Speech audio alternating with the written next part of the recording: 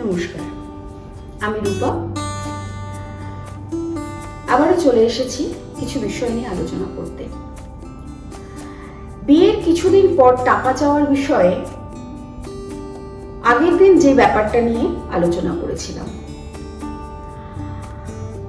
কিন্তু এই বিষয়ে আরো কিছু আমার বলার রয়েছে।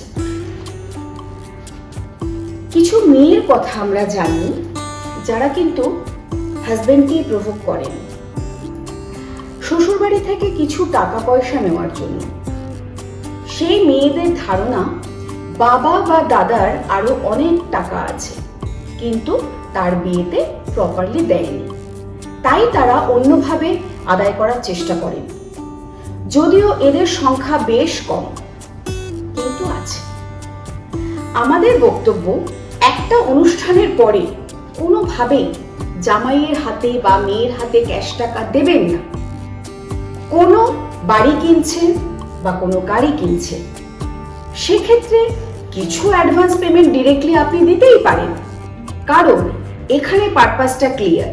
কিন্তু চাইলো বিভিন্ন অজুহাতে আর ক্যাশ টাকা দিয়ে দিলেন, এটা বন্ধ করুন। আর চেষ্টা করুন সন্ধান করার যে আসলেও মেয়ে আপনাদের সত্যি বলছে কিনা, বা মেয়ের কোনো এখানে গেম প্ল্যান আছে কিনা। একটা কথা আমরা বারবার আপনাদেরকে বলবো, আপনারা সবসময় সতর্ক থাকুন, দেখবেন বিপদ কম হবে। আর একটা কথা, বেশি ইমোশনাল একদমই হবেন না, দেখবেন এখানেও বিপদ কম। ইন্টারন্যাশনাল হিউম্যান রাইটস কনভেনশন গুলোতে বারবার একটা কথাই বলা হয়েছে, মানুষকে অ্যাওয়্যার করুন, হাতে প্রবলেমগুলো আলটিমেটলি সামনে যাতে চলে না আসে সেটাও বলা হয়েছে।